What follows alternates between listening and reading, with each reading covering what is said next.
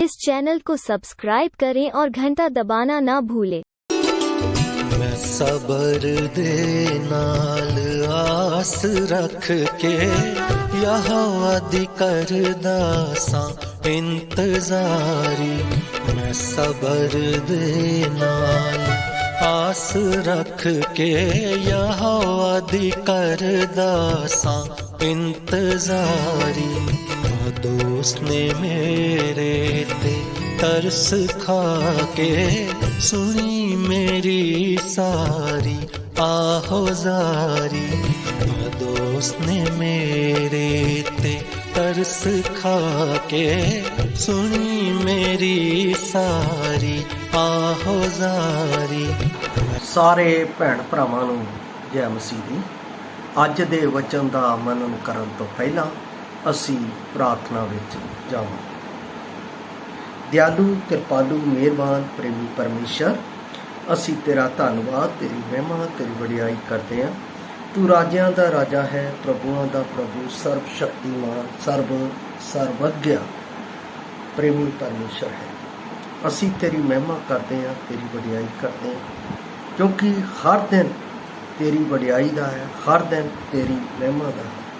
क्योंकि तू सानू जीवन दे के अपनी महिमा दे लई सानू जयवंत करता है।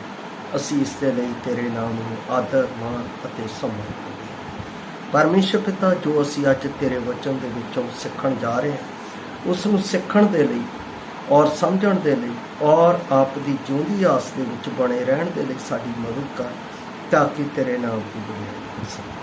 सारा आदर मान समान आप नूं दिंदे होए अज दे वचन नूं तेरे हत्थां विच सौंपते होए बेनती मुक्ति दाते प्रभु यसु मसीह दे पवित्र ते समर्थी नाम विच होके आमीन। प्यारे अजीज, अज दे जो वचन दा भाग मैं लिया है जबूर 37 उस दी 7 आयत दे विचों मैं लिया है। इत्थे लिखिया है, यहोवा अगे चुपचाप रह अते धीरज नाल ओदी उड़ीक रख। उस मनुख दे कारण ना कुड़ जेदा राह सफल हुंदा है अते जेड़ा युक्तां नूं पूरीआं कराउंदा है। ये वचन जो अगर असी पूरा 37 जबूर देखिए तो यह धर्मी दे लई परमेश्वर दी बरकत है। धर्मी दे लई परमेश्वर दी बरकत है। अलग अलग तरीकों दे नाल परमेश्वर दी बरकतां दा खुलासा इस जगह दे उत्ते भजनकार दाऊद कर रहा है। और जदों मैं 37 दे 7 नूं पढ़दा हाँ तां इस विच धर्मी दे लई बरकतां दा भेत छुपिया होया सानूं मिलदा है। इत्थे लिखिया है, यहोवा अगे चुप रह अते धीरज नाल ओदी उड़ीक रख। अज दा जो मेरा विषय है, धीरज नाल परमेश्वर दी उड़ीक करना। धीरज नाल परमेश्वर दी उड़ीक करना। अज बहुत घट लोग है जिहड़े इस उड़ीक दा अपने जीवन दे विच कारज रखते हैं। हर किसी नूं जल्दबाजी है, हर कोई चाहता है हुणे ही साडा काम हो जाए, पर इस तरह नहीं हो सकता। परमेश्वर ने हर एक गल दा समा साडे विच नियुक्त कीता होया है, साडे लई तय कीता होया है। मैं बच गया, किन्ने समय बाद बचिया और किन्ने समय तक परमेश्वर ने मैनू अपनी महिमा तो दूर रखिया, ये परमेश्वर की उड़ीक दा फल है। बाणी दे विच जदों मैं पढ़दा हाँ इस जबूर दी इस आयत नूं धीरज नाल ओदी उड़ीक करना, इस ये जिहड़ा जबूर है ये प्रगट करदा है कि किवें धर्मी लोग भगतां नूं विहार करना चाहिदा है। साडा व्यवहार मसीह अते परमेश्वर दे चरित्र नूं प्रगट करदा है जदों असी ओदी उड़ीक विच बैठते हाँ अते उड़ीक विच असी लगे रहने हाँ। ਜਦੋਂ ਕੁਧਰਮੀ ਅਤੇ ਦੁਸ਼ਟਾਂ ਲੋਕਾਂ ਦੀਆਂ ਬੁਰੀਆਂ ਅਤੇ ਅਨੈਤਿਕ ਵਿਧੀਆਂ ਅਤੇ ਜੀਵਨ ਸ਼ੈਲੀ ਦੇ ਬਾਵਜੂਦ ਵੀ ਸਫਲ ਹੁੰਦੇ ਹਨ, ਤਾਂ ਸਾਨੂੰ ਪਰਮੇਸ਼ਰ ਵਿੱਚ ਆਪਣੇ ਵਿਸ਼ਵਾਸ ਨੂੰ ਮਜ਼ਬੂਤੀ ਨਾਲ ਫੜ ਕੇ ਰੱਖਣਾ ਚਾਹੀਦਾ ਹੈ। ਕਈ ਵਾਰ ਅਸੀਂ ਆਪਣੇ ਜੀਵਨ ਦੇ ਵਿੱਚ ਵਿਸ਼ਵਾਸੀ ਹੋ ਕੇ ਸੋਚਦੇ ਹਾਂ ਕਿ ਸੰਸਾਰ ਕਿੱਦਾਂ ਸਫਲ ਹੁੰਦਾ ਜਾ ਰਿਹਾ, ਸੰਸਾਰ ਦੇ ਕੰਮ ਕਿਵੇਂ ਸਫਲ ਹੋ ਰਹੇ। ਅਸੀਂ ਇਹ ਸੋਚਦੇ ਸੰਸਾਰ ਨੂੰ ਸਭ ਕੁਝ ਸਮੇਂ ਸਿਰ ਮਿਲ ਰਿਹਾ, ਸੰਸਾਰ ਵਿੱਚ ਸਭ ਕੁਝ ਸਮੇਂ ਤੇ ਹੋ ਰਿਹਾ। ਸਭ ਗੱਲਾਂ ਜੋ ਸਾਨੂੰ ਪਰਮੇਸ਼ਰ ਦੇ ਵਚਨ ਦੇ ਵਿੱਚੋਂ ਸਿੱਖਣ ਨੂੰ ਮਿਲਦੀਆਂ ਹੈ, ਤਾਂ ਪਤਾ ਲੱਗਦਾ ਹੈ ਕਿ ਸਬਰ ਵਿਸ਼ਵਾਸੀਆਂ ਦੇ ਲਈ ਕਿੰਨੀ ਵੱਡੀ ਆਸ਼ੀਸ਼ ਦਾ ਕਾਰਨ ਹੈ। ਸਬਰ ਹੀ ਹੈ ਜਿਹੜਾ ਸਾਡੇ ਲਈ ਪਰਮੇਸ਼ਰ ਦੀ ਆਸ਼ੀਸ਼ ਨੂੰ ਪ੍ਰਗਟ ਕਰਦਾ ਹੈ। ਪਰਮੇਸ਼ਰ ਨੇ ਮੂਸਾ ਦੇ ਰਾਹੀਂ ਜਦੋਂ ਇਸਰਾਇਲ ਨੂੰ ਛੁਟਕਾਰਾ ਦਿੱਤਾ, ਤਾਂ ਇਸਰਾਇਲ ਨੇ 450 ਸਾਲ ਸਬਰ ਕੀਤਾ। ਸਬਰ ਕਰਨ ਤੋਂ ਬਾਅਦ ਉਹਨਾਂ ਨੂੰ ਛੁਟਕਾਰਾ ਮਿਲਿਆ ਅਤੇ ਉਹ ਉਸ ਭੂਮੀ ਵਿੱਚ ਜਾ ਸਕੇ ਜਿਸ ਦੀ ਸਹੁੰ ਪਰਮੇਸ਼ਰ ਨੇ ਅਬਰਾਹਮ, ਇਸਹਾਕ ਅਤੇ ਯਾਕੂਬ ਦੇ ਵੰਸ਼ ਦੇ ਨਾਲ ਕੀਤੀ ਸੀ ਕਿ ਤੁਸੀਂ ਉਸ ਧਰਤੀ ਦੇ ਉੱਤੇ ਜਾਓਗੇ ਜਿੱਥੇ ਦੁੱਧ ਅਤੇ ਮਧੂ ਦੀਆਂ ਧਾਰਾਵਾਂ ਵਗਦੀਆਂ। ਸਾਨੂੰ ਪਰਮੇਸ਼ਰ ਦੀ ਉਡੀਕ ਦੇ ਨਾਲ ਪਰਮੇਸ਼ਰ ਦਾ ਕਾਰਜ ਕਰਦੇ ਰਹਿਣਾ ਹੈ। ਇਹ ਸਭ ਤੋਂ ਬਹੁਤ ਵੱਡੀ ਗੱਲ ਹੈ ਜਦੋਂ ਅਸੀਂ ਇਸ ਤਰ੍ਹਾਂ ਕਰਦੇ ਹਾਂ। ਮੈਂ ਆਪ ਦੇ ਨਾਲ ਕਹਾਵਤਾਂ ਦੀ ਪੁਸਤਕ ਉਸ ਦੀ 31 ਆਇਤ ਨੂੰ ਆਪ ਦੇ ਲਈ ਪੜਾਂਗਾ। ਕਹਾਵਤਾਂ 3:31 ਜਿਹੜਾ ਪਰਮੇਸ਼ਰ ਦੀ ਮਹਿਮਾ ਦੇ ਨਿਮਿਤ ਮੇਰੇ ਜੀਵਨ ਨੂੰ ਤਸੱਲੀ ਦਿੰਦਾ। ਇੱਥੇ ਲਿਖਿਆ ਹੈ, ਜ਼ਾਲਮ ਦੀ ਰੀਸ ਨਾ ਕਰ, ਨਾ ਉਹਦੀਆਂ ਸਾਰੀਆਂ ਗੱਲਾਂ ਵਿੱਚ ਕੋਈ ਚੁਣ। ਮੈਨੂੰ ਪਰਮੇਸ਼ਰ ਦੀ ਗੱਲ ਨੂੰ ਚੁਣ ਕੇ ਹੀ ਚੱਲਣਾ ਹੈ। ਮੈਨੂੰ ਉਸ ਦੇ ਉੱਤੇ ਹੀ ਉਡੀਕ ਕਰਕੇ ਚੱਲਣਾ ਹੈ। ਜੇ ਮੈਂ ਉਸ ਦੀ ਉਡੀਕ ਨਹੀਂ ਕਰਦਾ ਹਾਂ, ਮੈਂ ਉਸ ਦੇ ਉਡੀਕ ਦੇ ਵਿੱਚ ਫੈਸਲੇ ਨਹੀਂ ਲੈਂਦਾ ਹਾਂ, ਤਾਂ ਮੈਂ ਵਿਨਾਸ਼ ਦੀ ਕਟਨੀ ਕੱਟ ਰਿਹਾ ਹਾਂ। ਪਿਆਰੋ, ਜਦੋਂ ਮੈਂ ਪ੍ਰਭੂ ਦੀ ਸੇਵਾ ਦੇ ਵਿੱਚ ਜਾਣਾ ਸਾਂ, ਪ੍ਰਭੂ ਦੀ ਸੇਵਾ ਵਿੱਚ ਨਿਕਲਣਾ ਸਾਂ, ਤਾਂ ਮੈਂ ਆਪਣੇ ਜੀਵਨ ਦੇ ਵਿੱਚ ਕੋਈ ਜਲਦਬਾਜ਼ੀ ਨਹੀਂ ਕੀਤੀ। ਉਸ ਦੇ ਲਈ ਮੈਂ ਪ੍ਰਾਰਥਨਾ ਕੀਤੀ ਅਤੇ ਪਰਮੇਸ਼ਰ ਦੇ ਵਚਨ ਕੋਲੋਂ ਪੁੱਛਿਆ, ਪ੍ਰਭੂ ਤੇਰੀ ਮੇਰੇ ਜੀਵਨ ਵਿੱਚ ਇੱਛਾ ਕੀ ਹੈ, ਤੇਰੀ ਮੇਰੇ ਜੀਵਨ ਵਿੱਚ ਮਰਜ਼ੀ ਕੀ ਹੈ। ਜਦ ਤੱਕ ਮੈਨੂੰ ਪਰਮੇਸ਼ਰ ਦੇ ਵਚਨ ਨੇ ਕਲੀਅਰੈਂਸ ਨਹੀਂ ਕੀਤੀ, ਜਦ ਤੱਕ ਪਰਮੇਸ਼ਰ ਦੇ ਵਚਨ ਨੇ ਮੈਨੂੰ ਨਹੀਂ ਦੱਸਿਆ ਕਿ ਤੂੰ ਮੇਰਾ ਚੁਣਿਆ ਹੋਇਆ ਦਾਸ ਹੈ, ਮੈਂ ਤੈਨੂੰ ਆਪਣੀ ਸੇਵਾ ਦੇ ਲਈ ਚੁਣ ਲਿਆ, ਉਦੋਂ ਤੱਕ ਮੈਂ ਆਪਣੇ ਜੀਵਨ ਦੇ ਵਿੱਚ ਕੋਈ ਵੀ ਅਜਿਹਾ ਫੈਸਲਾ ਨਹੀਂ ਲਿਆ ਜਿਸ ਤੋਂ ਮੈਨੂੰ ਆਪਣੇ ਜੀਵਨ ਵਿੱਚ ਪਛਤਾਉਣਾ ਪਿਆ। ਮੈਂ ਪਰਮੇਸ਼ਰ ਦੇ ਵਚਨ ਦੇ ਨਾਲ ਵਚਨ ਅਤੇ ਪ੍ਰਾਰਥਨਾ ਸਹਿਤ ਫੈਸਲੇ ਲੈ ਰਿਹਾ ਸੀ। ਤਦ ਪਰਮੇਸ਼ਰ ਨੇ ਮੇਰੇ ਜੀਵਨ ਦੇ ਵਿੱਚ ਸੇਵਾ ਦਾ ਫੈਸਲਾ ਬੜੇ ਸਾਫ਼ ਰੀਤੀ ਨਾਲ ਪ੍ਰਗਟ ਕੀਤਾ।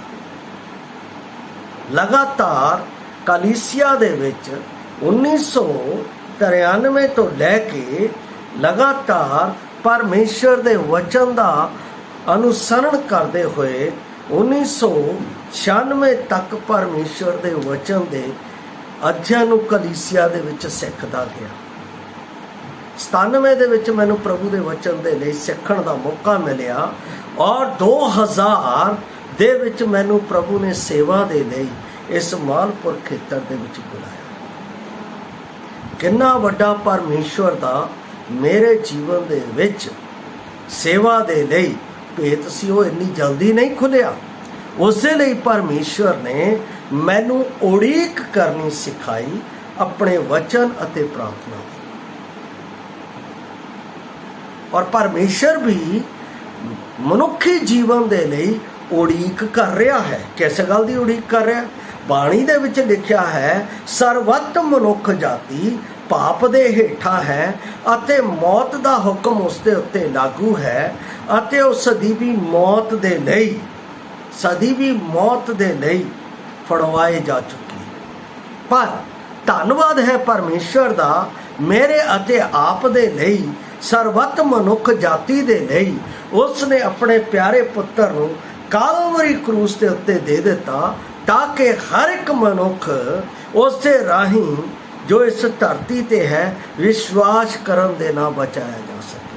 ਔਰ ਹੁਣ ਵੀ ਉਹ ਉਹਨਾਂ ਦੇ ਬਚਾਓ ਦੇ ਲਈ ਉਡੀਕ ਕਰ ਰਿਹਾ ਹੈ।